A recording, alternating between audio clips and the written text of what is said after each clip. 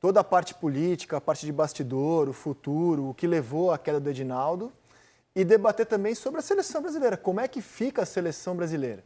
Por quê? Por uma decisão do presidente destituído ontem, Edinaldo Rodrigues, não há mais o cargo de diretor de seleções. Você tem o coordenador de seleções, que é o Branco. Mas é aquele cara que toma decisões, que na verdade nunca houve, né? Os antecessores não eram pessoas que tomavam decisões. Eles estavam lá no dia a dia. Mas se a gente tivesse um diretor de seleções forte, a queda do presidente pouco alteraria o futuro, o rumo da seleção, porque o cara estava lá, estaria lá para responder sobre a seleção brasileira.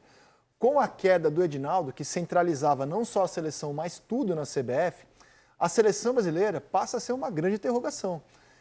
Por exemplo, a entidade esperava para janeiro, daqui a poucas semanas, o anúncio oficial do Carlo Ancelotti. Como é que fica agora? Se a pessoa que costurou e a única pessoa que lidava com ele, que conversava com ele, se essa pessoa caiu ontem, quem agora vai ligar para o Ancelotti? Como é que você faz para retomar o que essa pessoa dizia ser já garantias legais de um acerto com o Carlo Ancelotti para assumir em junho? A gente vai tentar responder tudo isso nas muitas frentes que se abriram ontem com a queda de Edinaldo Rodrigues, apurada, acompanhada por Martim Fernandes. Boa tarde, Martim. Bem-vindo à Seleção. Boa tarde, André. Boa tarde, Coutinho, Losetti. Rodrigo, ninguém entendeu direito, né? Não foi só você. Ontem eu estava no Tribunal de Justiça aqui no Rio de Janeiro, onde aconteceu o julgamento que resultou na destituição do Edinaldo Rodrigues e dos 8 vice-presidentes dele.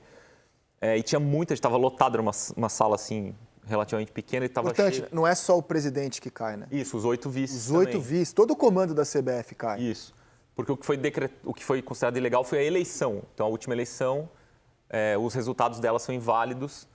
Não tem aquela saída que normalmente tem na CBF, que assume o vice mais velho. Com regras estabelecidas pelo Ministério Público. Isso, esse foi o problema. A eleição ocorreu de acordo com regras estabelecidas num acordo entre a CBF e o Ministério Público, um TAC, um termo de ajustamento de conduta. E esse acordo foi considerado ilegal porque a Justiça do Rio de Janeiro, os 3 desembargadores que julgaram o caso ontem, entenderam que o Ministério Público não tem legitimidade para fazer um acordo com uma entidade privada. Um ano depois, né? Quer dizer, depois da eleição realizada, 1 ano e 8 meses depois da eleição realizada, todo mundo tomado posse, 1 ano e 8 meses depois vem a decisão que não é definitiva. Não, cabe recurso. Em segunda instância da Justiça Comum de que aquilo não vale mais. Isso, e aí foi nomeado um interventor. Esse não foi o termo usado, mas eu não consigo pensar num outro melhor aqui. O presidente do STJD, José Perdiz, ele assume, não é que ele assume a presidência, mas ele entra na CBF sem presidente, sem vices. Era um pleito dele ou simplesmente deram para ele a missão? Não era um pleito dele, que a gente soubesse, tanto que ontem, durante a leitura dos votos dos 3 desembargadores, o relator do caso, o desembargador Gabriel Zéfiro, ele votou no sentido de anular o acordo, de anular a eleição, mas não estabeleceu o que viria a seguir, o que aconteceria. Deixou meio aberto. Aí o desembargador seguinte, Mauro Martins, aí sim, ele acompanhou o voto do relator e disse que, como a CBF não poderia ficar acéfala pelo afastamento do presidente dos vices, alguém deveria entrar para organizar uma nova eleição. E ele disse ali, a minha ideia é que seja o presidente do STJD, porque assim não fica caracterizado uma interferência externa de fora do futebol. É alguém do futebol, do tribunal do futebol, da justiça do futebol que vai entrar... Que é um órgão independente. Para organizar. Pelo menos em teoria. É um órgão, em teoria, independente.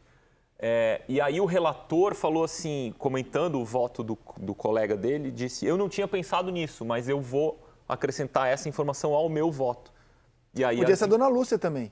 Podia. E aí a desembargadora seguinte concordou com os 2 e ficou estabelecido isso. Agora, tem um detalhe. Essa decisão, embora tenha sido tomada ontem, ela só vai ser publicada e ela só passa a valer na segunda-feira, quando ela é publicada. Então, hoje, assim, tem uma decisão que foi tomada para destituir o Edinaldo Rodrigues da presidência, mas o interventor, digamos, não assumiu ainda porque ele só entra quando houver a publicação da decisão.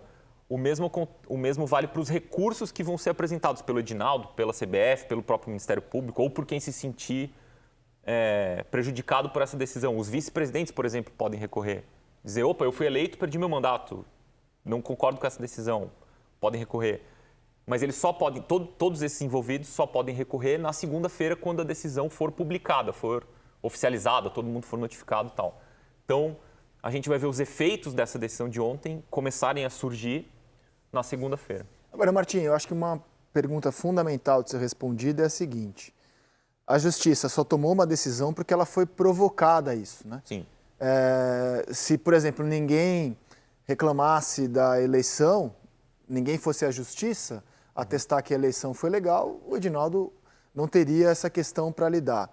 E acho que a pergunta-chave é essa: quem provocou? Quem vai à Justiça?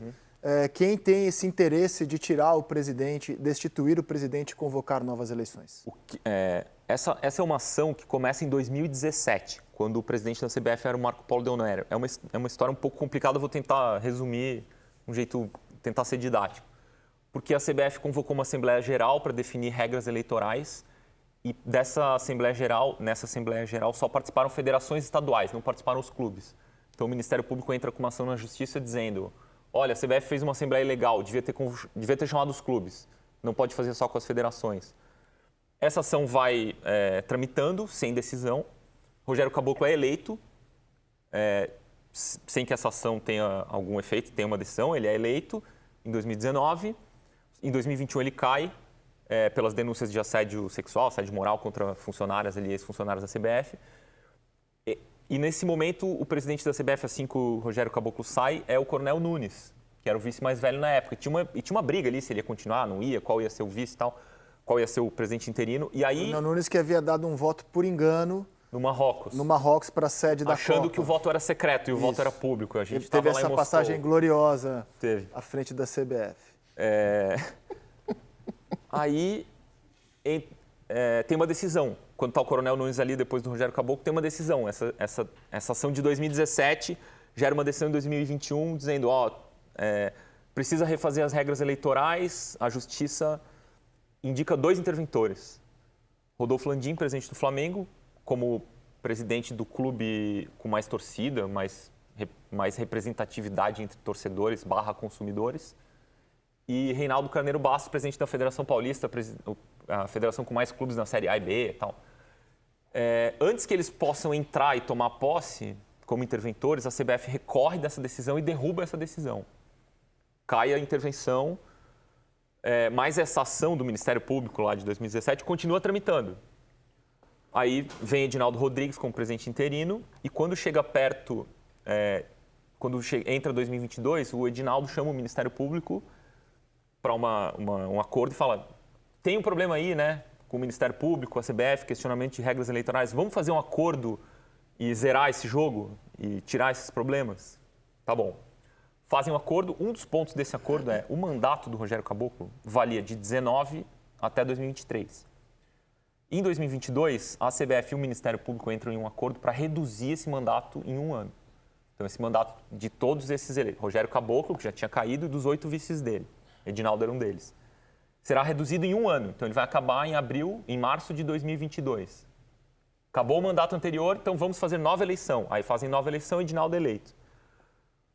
Só que 2 vice-presidentes que tiveram seu mandato reduzido nesse acordo, Gustavo Feijó, vice-presidente, ex-presidente da Federação de Alagoas e ex-vice-presidente da CBF, e Castelar Guimarães Neto,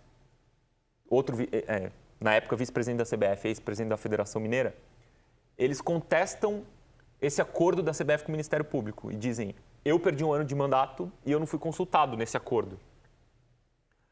E essa ação continua tramitando desde março de 2022. E agora essa decisão, essa ação, essa contestação tem uma decisão. Ontem, lá no Tribunal de Justiça aqui no Rio, os advogados de Castelar e Feijó fizeram sustentação oral ali, apresentaram seus argumentos, defendendo que o TAC, o acordo CBF e Ministério Público, fosse cancelado. Termo de ajuste de conduta. Isso. E a argumentação deles foi aceita. Então, a Justiça decide... Então, essa ação é provocada por Feijó e Castelar, dois ex-vice-presidentes da CBF que se sentiram prejudicados pelo acordo. Entendi.